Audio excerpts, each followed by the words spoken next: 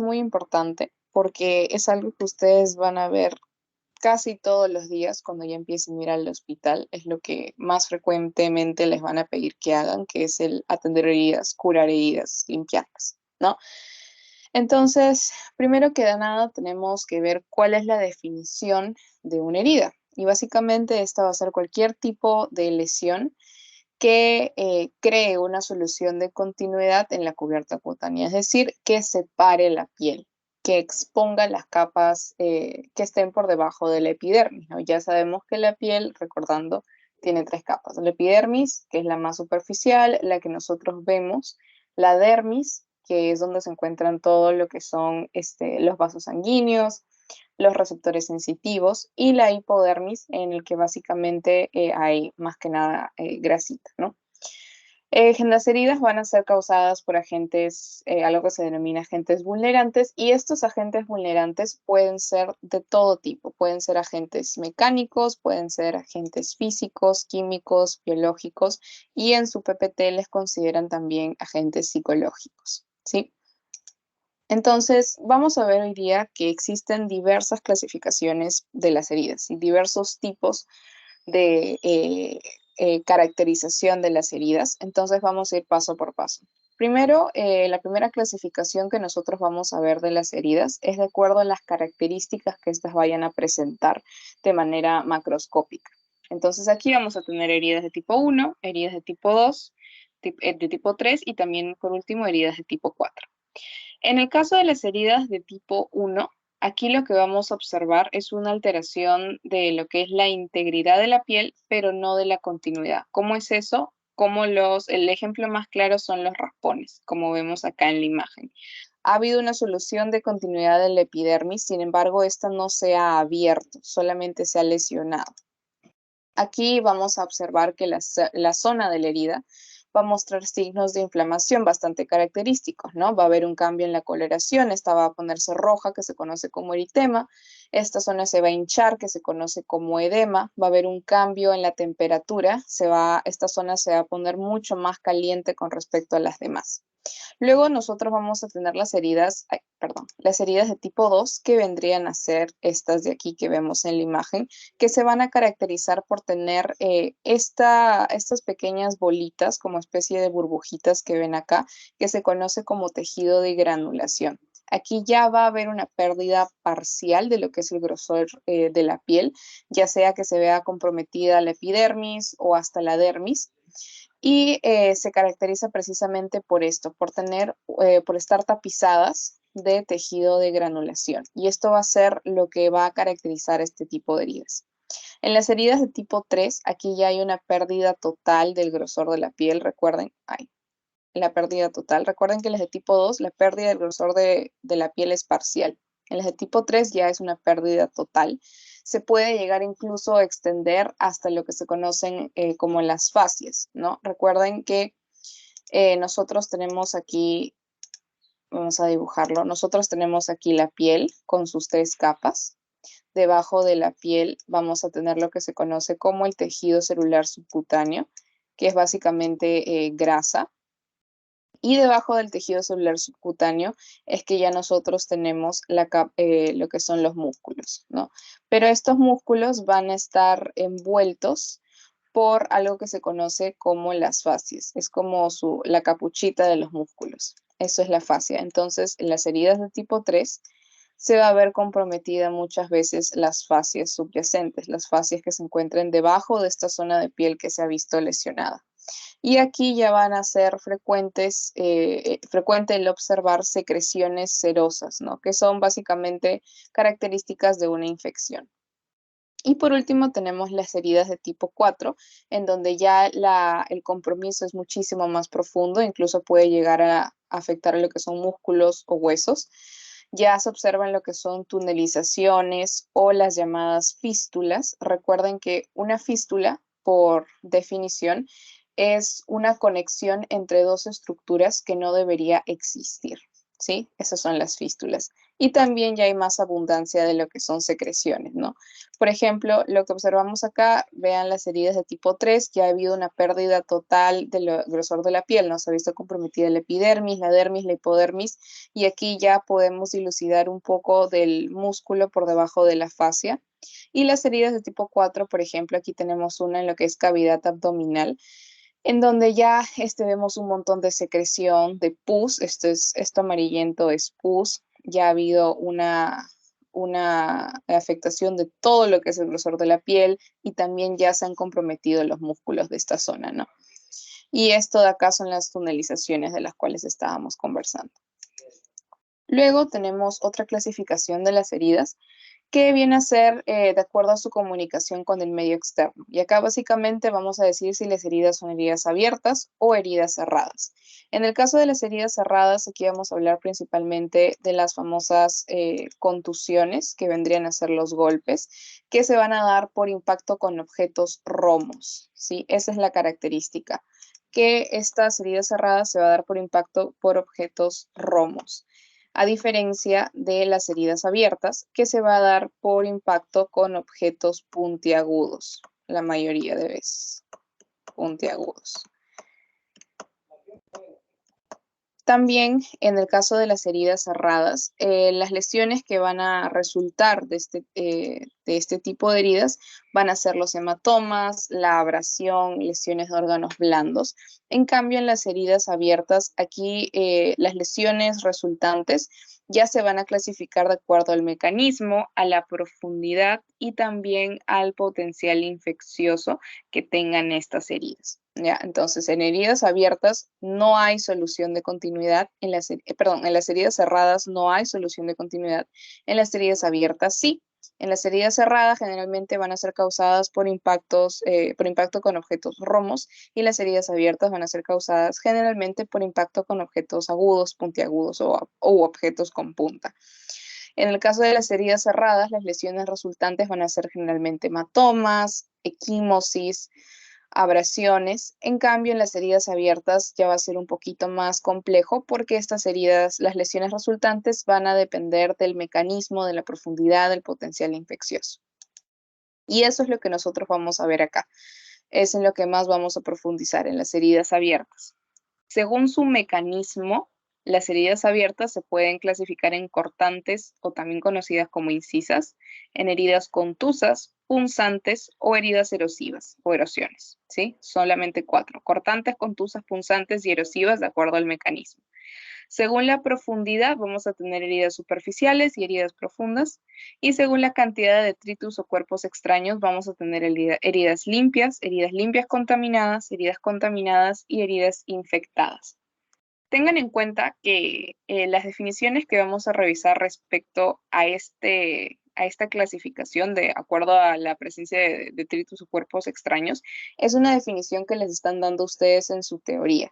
Pero en realidad, si es que ustedes buscan en internet artículos, etcétera, la definición que vean ahí va a ser un poquito diferente, porque es una definición que está mucho más orientada a la parte quirúrgica, ¿sí? Aquí estamos viendo esta clasificación de limpias, contaminadas e infectadas, orientándolo más a una parte de primeros auxilios, ¿sí?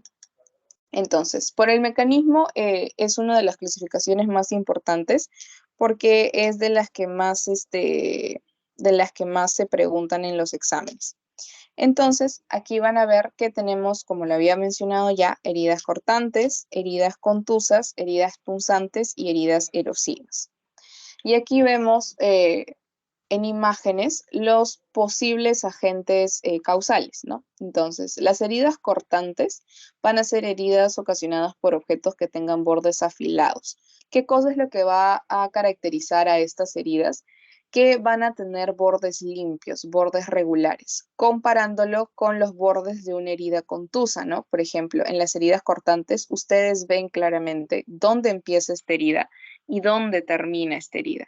En cambio, las heridas contusas no se ve muy bien, porque las heridas contusas van a ser ocasionadas por objetos romos que van a impactar sobre superficies cutáneas, que por debajo de ellas, directamente debajo de ellas, tengan una superficie ósea, es decir, tengan un hueso, por ejemplo, en la frente. Si es que alguien les golpea a ustedes con una piedra o con un martillo en la frente, esa piel se va a abrir porque debajo de la piel de la frente tenemos un plano óseo que está ahí directamente.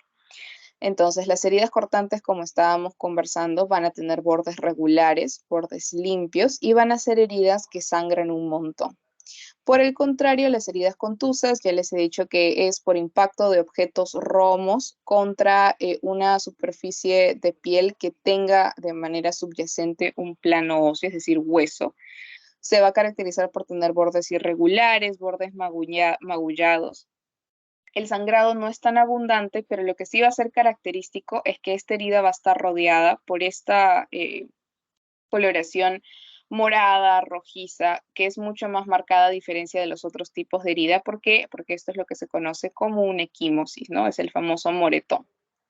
Porque esta herida se ha producido no porque un objeto punzante ha penetrado, ha ingresado por dentro de la piel, sino porque ha habido un impacto, un golpe. Y como ese golpe se ha dado en una superficie que estaba pegado a un hueso, entonces esta piel se ha abierto.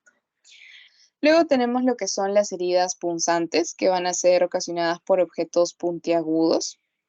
Aquí lo que caracteriza mucho estas heridas es que su punto de entrada, como ven, es chiquitito, puede ser de 1 centímetro o incluso menos. Y aparentemente, a simple vista, parecen heridas inofensivas, ¿no? Porque una herida cortante generalmente nosotros sí la vamos a tener que suturar, ¿no? Porque son profundas, son largas. En cambio, una herida punzante no. Sin embargo, lo que caracteriza muchísimo este tipo de heridas es que van a ser bastante profundas. Y como son bastante profundas, el sangrado que tengan se va a quedar en estos planos profundos y también son las heridas que más potencial de infección tienen. Entonces, si a ustedes les preguntan en el examen de las heridas abiertas en su clasificación según un mecanismo, ¿cuál de ellas tiene una mayor probabilidad de infectarse o tiene un mayor potencial de infectarse? Son las heridas punzantes.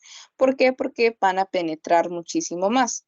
¿Cuáles son las heridas que más van a sangrar? Las heridas cortantes. ¿Cuáles son las heridas que se caracterizan por estar rodeadas de equimosis? Las heridas contusas. Y por último tenemos las heridas erosivas, que se van a producir por excoriación o por abrasión. Se da por roce de la piel con superficies ásperas, por ejemplo, cuando una persona se cae en la pista y se raspa las rodillas. Aquí solamente va a haber una pérdida de la capa superficial de la piel, es decir, se va a encontrar comprometida la epidermis, algunas veces la dermis, y son las que más frecuentemente se van a encontrar contaminadas, ¿no? Esos son los 4 tipos de heridas abiertas según su mecanismo. Y ahora, algunas menciones especiales son estos 4 tipos de lesiones, de heridas. Tenemos las heridas por amputación, que no necesitan mucha explicación. Básicamente se separa una parte, algún miembro, ya sea miembro inferior o superior, del resto del cuerpo. Las heridas por aplastamiento, que es, como su mismo nombre lo dice, cuando algún miembro es aplastado por un objeto muchísimo más pesado. Y algo importante son estos 2 tipos de heridas, las heridas por colgajo y las heridas por abulsión. Las heridas por colgajo se van a producir cuando un objeto con filo se lesiona o penetra en la piel de manera tangencial. ¿Cómo es eso? Imaginemos que esta es la cara del paciente. Entonces viene alguien con un cuchillo y el cuchillo lo pasa de esta manera, de arriba hacia abajo. Entonces aquí básicamente lo que he hecho es rebanar este pedazo de tejido y este pedazo de tejido se va a caer, se va a terminar abriendo y va a quedar como una tapa de piel. Esto se conoce como el famoso flap cutáneo. Entonces va a ser un pedazo de tejido, un pedazo de piel que se va a abrir como una tapa y va a quedar unido en este punto de aquí. Vamos a ponerle otro color. En este punto de aquí al resto de la piel. Y es este punto de aquí que va a todavía alimentar de sangre y oxígeno a esta parte de tejido que se ha abierto como una tapa para que no se muera. Y eso es lo que estamos viendo en la imagen. Es cuando como les digo, un objeto con filo penetra de manera tangencial al plano cutáneo y lo abre como si fuera una tapa, ¿sí? Le deja lo que se conoce como el flap cutáneo. Por otro lado, las heridas por abulsión se producen cuando hay un arrancamiento abrupto, violento de un trozo de tejido, como estamos viendo en la imagen. Por ejemplo, estas son bastante comunes cuando se trata de ataques de mordidas por animales, ¿no? Por ejemplo, la mordida de un perro puede producir una herida por abulsión. ¿Por qué? Porque el perro va a morder y va a retroceder, y el retroceder va a jalar, va a arrancar de manera violenta un trozo de piel, ¿sí? Entonces no olviden esas dos definiciones, por favor. Colgajo, cuando un objeto con filo penetra de manera tangencial al plano cutáneo y lo abre como una tapa. Y abulsión, cuando hay un arrancamiento abrupto, violento de un trozo de tejido. Ojo que aquí en la abulsión también puede llegar a ver o permanecer el tejido que ha sido arrancado, puede llegar a permanecer con una especie de conexión, ¿no? Entre lo que ha sido arrancado y el resto de la piel. Precisamente es en esos casos en los que se puede ver de volver a reinsertarlo en su lugar. Pero lo que va a diferenciar al colgajo de la abulsión es que la abulsión, como les digo, es un arrancamiento violento de un trozo de tejido, que puede ser un arrancamiento total cuando literalmente se sale todo, o un arrancamiento parcial cuando queda todavía unido, ¿no? Por un hilito, por así decirlo, con el resto de la piel. Y el colgajo es por acción de un objeto con filo que penetra o corta de manera tangencial al plano cutáneo. Luego tenemos la clasificación de heridas abiertas según su profundidad, y igual no necesita esto mucha explicación. Las heridas superficiales solamente van a afectar a la piel y planos subcutáneos, no tejido celular subcutáneo. En cambio, las heridas profundas ya es cuando se afectan músculos, se afectan huesos, también ya se afectan tendones, y si se dan en la cavidad abdominal, ya se afectan vísceras. Y por detritus o cuerpos extraños están las heridas limpias, que son dadas con objetos estériles en un ambiente estéril, como por ejemplo las heridas quirúrgicas. Las heridas limpias contaminadas, que se dan en un medio estéril con un elemento contaminado, o viceversa. Las heridas contaminadas, que se van a dar en un medio contaminado con un objeto contaminado. Y las heridas infectadas son todas aquellas heridas que no han sido atendidas después de 6 horas de haber sido producidas, o heridas que ya presentan signos de infección, que son conocidos como signos de flegosis o inflamación, ¿no? Hay cambio en la temperatura, se está más caliente la zona, hay enrojecimiento, que se conoce como eritema, hay edema, que es incremento en lo que es el volumen de esa zona, ya hay secreción amarillenta, maloliente, ¿no? ¿Cuál es el tratamiento? Básicamente lo que ustedes tienen cuando ven o cuando les llega una herida, lo primero que tienen que hacer es determinar cuánto está sangrando, y si no está sangrando mucho, entonces lo que van a hacer es pasar a la desinfección. La desinfección de cualquier herida ustedes la tienen que realizar, obviamente, previo lavado de manos con la colocación de guantes estériles. Tienen que tener a la mano lo que es suero salino, suero fisiológico, que es el cloruro de sodio al 0,9%, que es lo que se utiliza para lavar las heridas. No se utiliza alcohol, no se utiliza agua oxigenada, porque eso lo que va a hacer es irritar el tejido.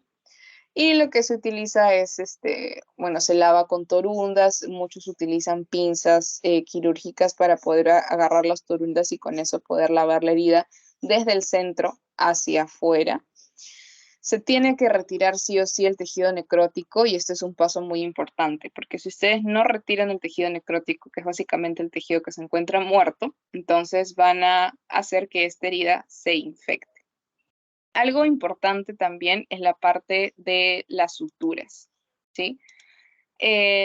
Las suturas, nosotros cuando hablamos de cicatrización, hablamos de dejar que una herida cicatrice por primera intención, por segunda intención y por tercera intención, ¿sí?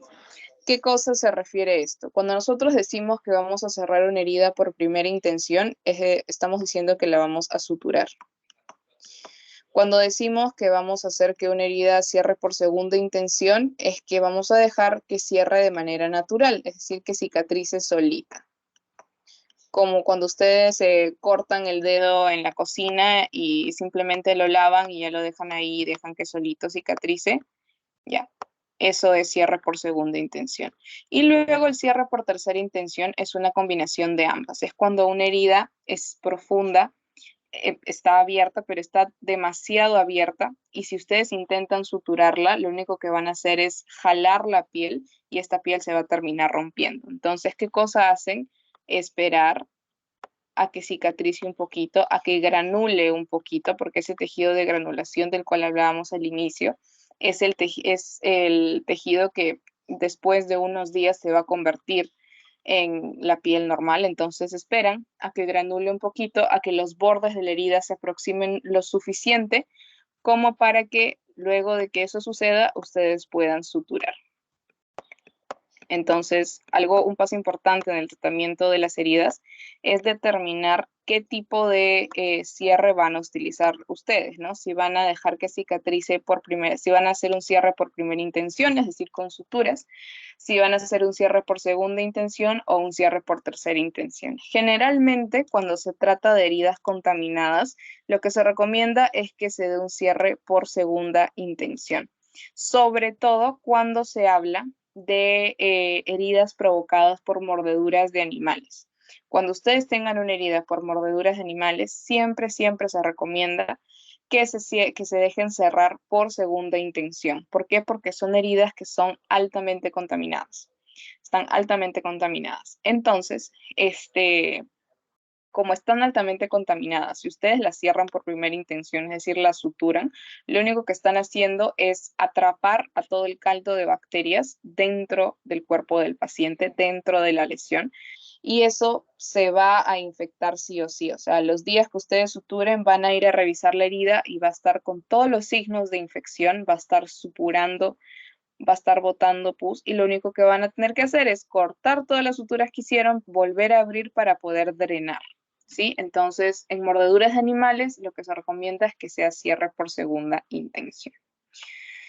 Otra cosa importante aquí es qué cosa utilizan ustedes como antisépticos, ¿no? Lo que más se utiliza en los hospitales va a ser, aparte del suero salino, es lo que es la iodopovidona, ¿sí? Los halogenados, los yodados. Y también lo que se utiliza es la clorexidina, que son las biguanidas, ¿sí? Esto preguntaron en un examen, el grupo químico, clase y producto, así que se los dejo por si acaso, sobre todo esos dos, que son los más usados, como les digo, ¿no? La iodopovidona, que es de halogenados, y la clorexidina, que es de biguanidas. Este otro cuadro es importante porque habla acerca de lo que es la necesidad de colocación de vacuna o de una dosis de vacuna antitetánica cuando se atienden a heridas, ¿sí? Esto es importante porque es algo que siempre deben tener en cuenta. Tenemos acá un cuadro de doble entrada en el que vemos heridas limpias y otras heridas, ¿sí? ¿A qué se refiere con heridas limpias? Generalmente heridas limpias habla acerca de heridas chiquitas que se dan en el rostro. Y cuando hablamos de otras heridas, hablamos de heridas que tienen más de 6 horas luego de haber sido producidas, más de 6 horas. En cambio, las heridas limpias tienen menos de 6 horas. En las heridas contaminadas son heridas que se ve que tienen detritus, que tienen restos de cualquier material que se les pueda ocurrir.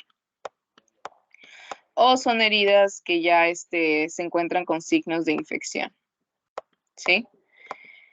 La gran mayoría de heridas que ustedes vayan a atender van a ser consideradas heridas contaminadas, ¿sí? Van a entrar en esta clasificación de otras heridas o también conocidas como heridas contaminadas. Vamos a ponerla acá. Listo. Y por el otro lado del cuadro, tenemos lo que es el esquema de vacunación del paciente con respecto a la última dosis de vacuna antitetánica que se colocó. Tenemos un paciente que no está vacunado, que tiene un esquema de vacunación incompleto o que simplemente no sabe si alguna vez se vacunó. Tenemos un paciente que completó su esquema de vacunación, pero su última dosis fue hace 10 años o más. Un paciente que completó su esquema y su última dosis la tuvo hace más de 5 años, pero menos de 10. Y aquel paciente que tiene una vacunación completa y su última dosis la tuvo hace menos de 5 años. Entonces, de acuerdo a las características tanto de la herida como del estado de vacunación del paciente, es que ustedes van a decidir si es que necesita o no una dosis de vacuna antitetánica. En el caso de pacientes que tengan su esquema de vacunación completo y su última dosis fue hace menos de 5 años, ya sea que tengan heridas limpias o heridas contaminadas, otras heridas, no vamos a colocar nada, simplemente se va a hacer la atención de la herida. La cosa cambia cuando la última dosis la tuvieron hace más de 5 años, pero menos de 10. En heridas limpias seguimos sin poner nada, pero cuando ya se habla de otras heridas, heridas contaminadas, aquí ya colocamos una dosis de vacuna antitetánica. En aquel paciente que tiene su esquema de vacunación completo y su última dosis la tuvo hace 10 años o más, ya sean heridas limpias o hay otras heridas, igual en ambos casos vamos a colocar una dosis de antitetánica. Y por último, en aquel paciente que no está vacunado, tiene una vacunación incompleta o no recuerda si es que alguna vez se vacunó, si es herida limpia y otras heridas, igual, en ambos casos vamos a poner una dosis antitetánica. Lo único diferente es que si se trata de otras heridas, heridas contaminadas, heridas de más de 6 horas que tienen signos de infección, detritus, etcétera, aparte de poner una dosis de vacuna antitetánica, lo que vamos a poner es una dosis de gamma globulina que se da por vía intravenosa, ¿sí? Eso es lo único extra. Por ejemplo, en el caso que ustedes vieron en el pretest, por ejemplo, la señora refiere que su última dosis de vacuna antitetánica, si mal no recuerdo, fue hace 6 años, entonces estaría acá. Y esa señora tiene heridas en el rostro, que como les estaba comentando, se considera como heridas limpias. Sin embargo, también se menciona que tiene múltiples heridas en brazos, en piernas, no sé, no recuerdo bien si es que también en tórax.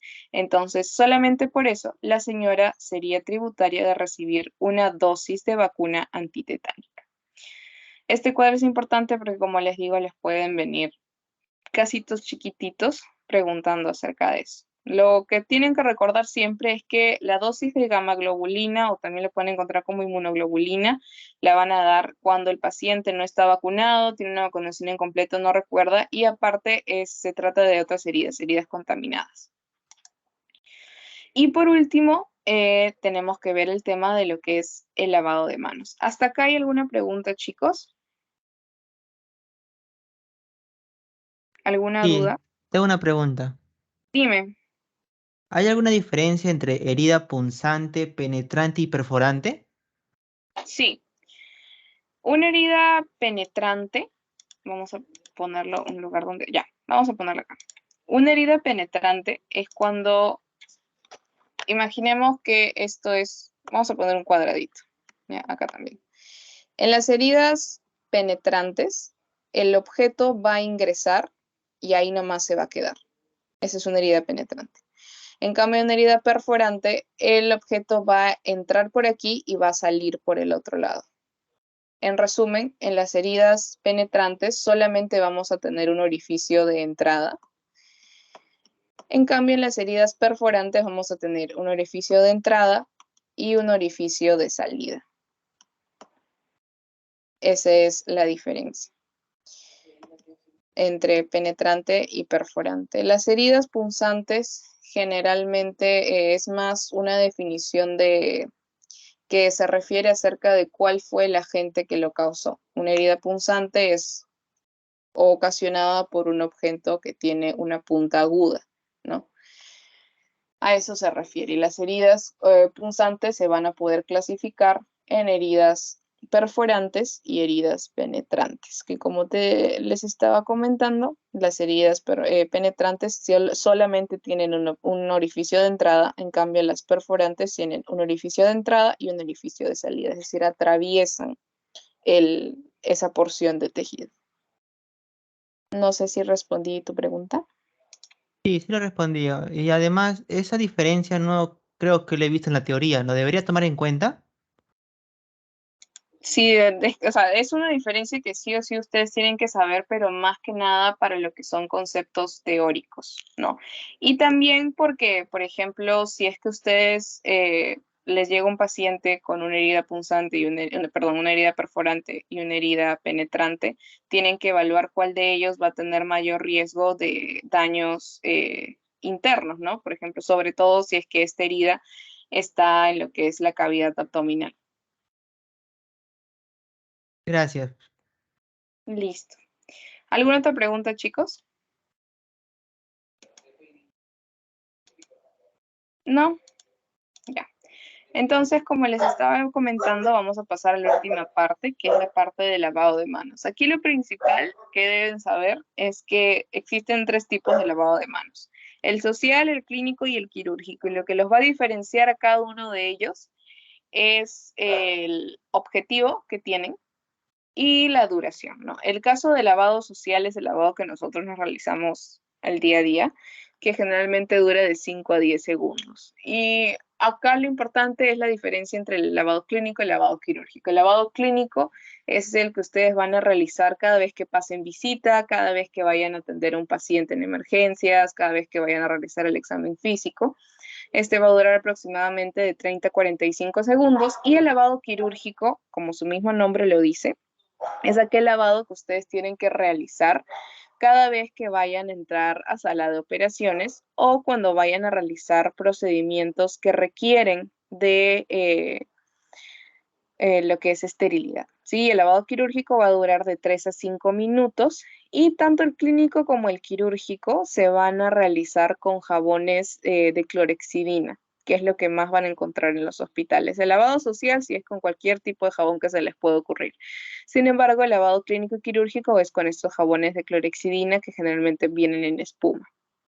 También se ha planteado en los últimos años el uso el uso sí, de lo que es el alcohol en gel como herramienta para sustituir el lavado clínico, y básicamente en lo que se quedó es que, por ejemplo, tú llegas al hospital y llegando al hospital lo que tienes que hacer antes de atender a tu primer paciente es que te realizas un lavado clínico.